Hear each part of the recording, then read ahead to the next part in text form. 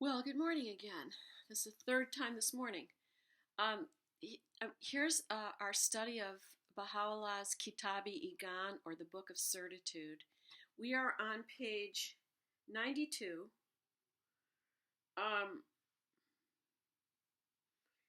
And just, we're going to do this next paragraph, which is a long paragraph. And it has to do with the relationship between the divine messenger of God, whom we call manifestations of God, and the unknowable essence of God, and the relationship to humanity. So we've got these three elements. We have God, who is unknowable. Baha'u'llah and the Bab explain that not only can we not really describe God, because all of our descriptions are human terms, all-knowing, all-loving, all-powerful, etc., but that we can't even talk directly to God. Yes, we can have an experience that feels like we're talking to God, and that is really that we're communicating with the divine realm, the spiritual realm, but God itself is unknowable. And that because human beings need to know why we're here and what it is we need to do with our time, so how we can be happy, and how we can make the world a better place, all of the things that we need to know come through God's divine messengers, whom we call manifestations, and that's the founders of the world's religions, such as Jesus, Moses, Muhammad, the Bab, Baha'u'llah, and all the ones that have come to the indigenous cultures and cultures all over the world from age to age, whether we know their names, whether they are literate cultures or verbal cultures, that from age to age God has educated his children through these divine messengers. And that's what this is talking about. So let me read. I'm going to read, and I'm going to stop to interpret, because I know that these writings can be extremely challenging, and so, but I've been immersed in them for 40 years, so I have a sense of, what he's talking about. Just know that my interpretations and understandings are just my personal interpretations and understandings. They're not authoritative explanations. And in the Baha'i faith, we do have authoritative people who have been given the divine responsibility of interpreting Baha'u'llah's words. So for the rest of us, regular human beings, we are to study these writings, read them, and reflect on them, and pray about them, and meditate on them. And that is what I'm sharing with you, my understanding from my study, from my meditation. And if it uplifts you and assists you, I'm delighted, because I think it's fascinating. So here we go. This paragraph says, the traditions and sayings that bear direct reference to our theme are diverse and manifold.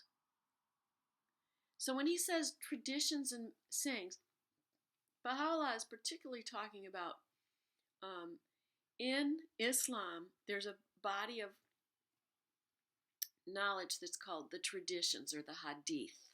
So what are the traditions, or the hadith?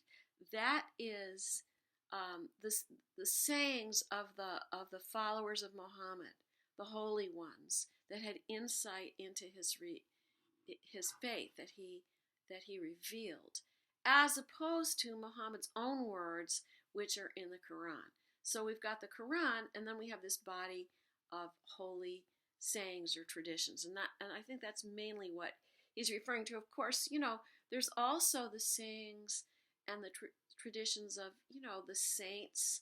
It's not necessarily in the Bible, but those who dedicated themselves to God and had insight, or in Judaism, I can't think of the name of that book. Oh, I'm getting older, and I'm forgetting a lot of things. But, you've got the Bible, you have the Old Testament, or the Hebrew Bible, And then you also have those wise people who came together and studied together and came up with certain ideas. And those ideas are not, we do not as Baha'is necessarily consider those ideas as authoritative, but they can be very informative and they can really help us grow spiritually, whether we agree with everything that is in them or not. So, he says, the traditions and sayings that bear direct reference to our theme are diverse and manifold. We have refrained from quoting them for the sake of brevity. So he's not going to bring in a whole bunch of things to support his argument, maybe one or two things. Nay, whatever is in the heavens and whatever is on the earth is a direct evidence of the revelation within it of the attributes and names of God,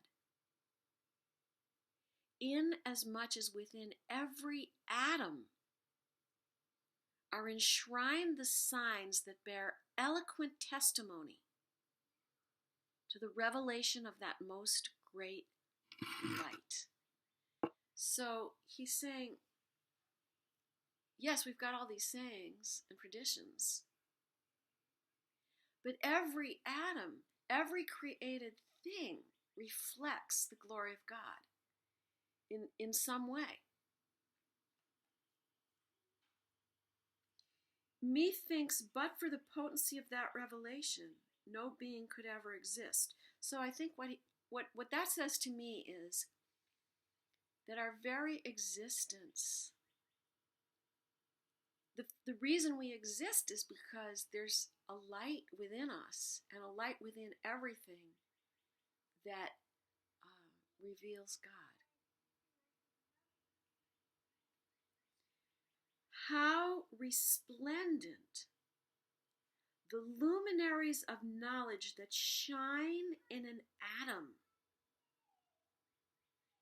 and how vast the oceans of wisdom that surge within a drop.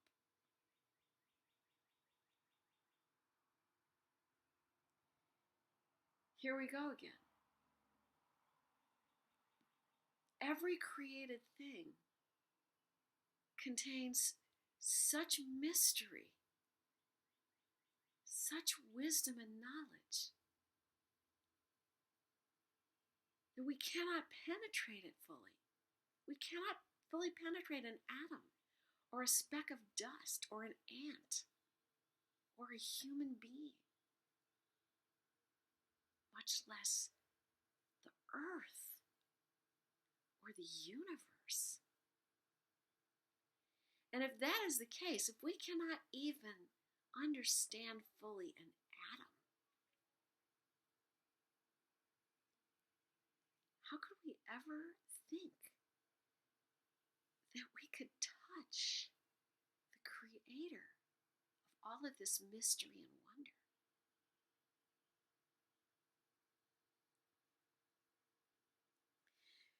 Now, he says, to a supreme degree is this true of man, who among all created things hath been invested with the robe of such gifts, and hath been singled out for the glory of such distinction. So here he's saying, again, we can't even understand the mysteries enshrined in an atom or anything that's been created by God. And he says, to a supreme degree is this true of man, human beings,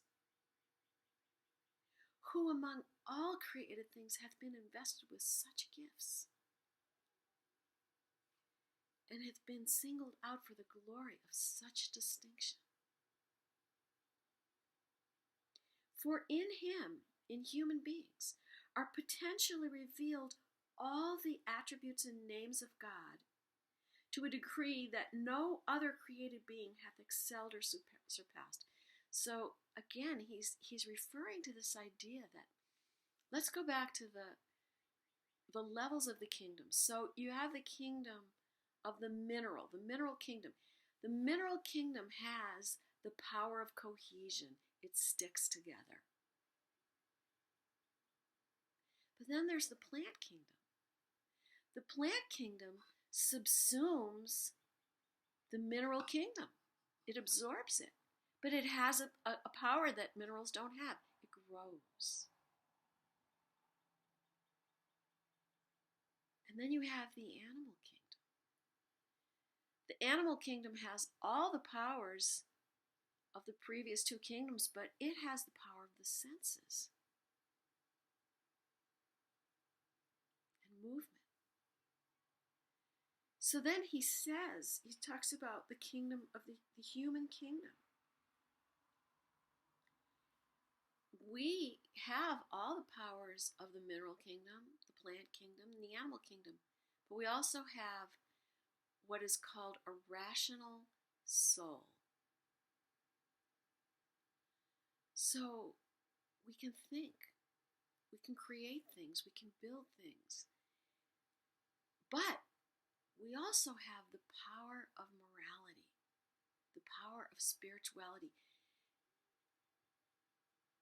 I don't think another kingdom has moral power. It just is. All these names and attributes, everything that all the other kingdoms have, are applicable to him, to humanity. Even as he hath said, okay, now this is a quote from the Quran, I assume. And this is saying that in man are potentially revealed all the attributes and names of God to a degree that no other created being hath excelled or surpassed. I don't think this is saying we're the same as God. We're not.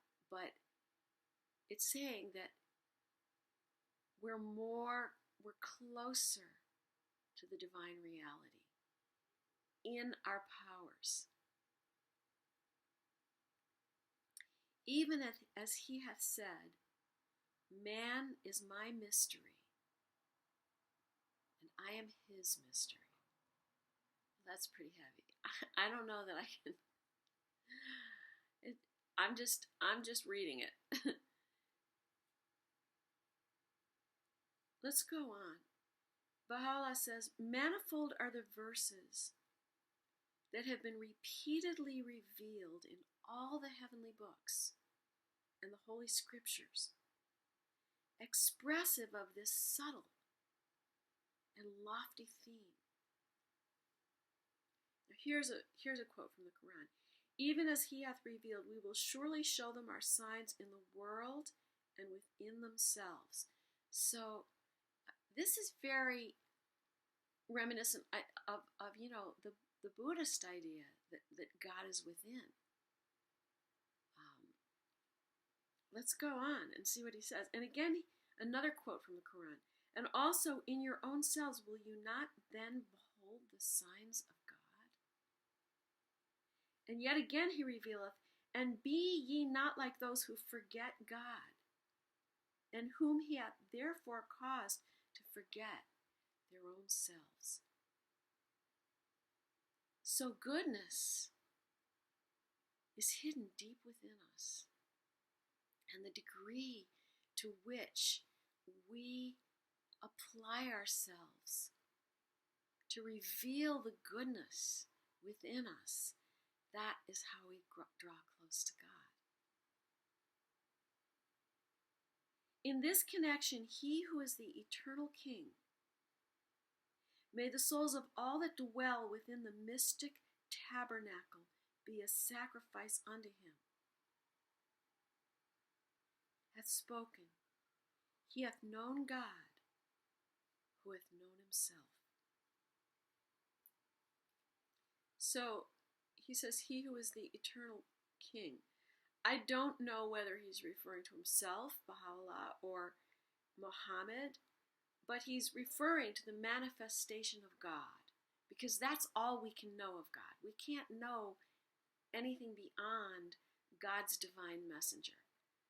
That person is our representation on earth of what God is and what God wants for us. He hath known God, who hath known himself. that is a very, very interesting idea. How do we know ourselves? People say, I just want to be able to be myself. But I've always thought, yeah, but you're in the state of becoming. Yourself isn't finished. What you are now may be an embryo compared to what you're going to be in the future. So there's the part of ourselves that are not worthy, that we regret having, that we don't like. That we want to change, because there's parts of ourselves that cause others pain and cause us pain. So we want to be able to transform those parts. But how? This is where the manifestation of God comes in. The manifestation of God, or the divine messenger, whether it's Buddha or Moses or Muhammad or Christ or Baha'u'llah, or, as I mentioned before, a manifestation of God from the indigenous cultures of the world, whoever, that person brings knowledge and guidance to help us learn how to conform ourselves to the divine standard so that we can be happy, so that we can shed ourselves of the misery that so many of us carry deep, deep inside of ourselves. So how do we know our own selves? I think we know our own selves by striving with all of our power to conform ourselves to the goodness that these divine paths lay out. And from the perspective of a Baha'i, the most powerful message, the most powerful transformative path is the one for the day in which you live, which in this day is Baha'u'llah's revelation, the Baha'i faith. But the Baha'i faith encompasses all the religions.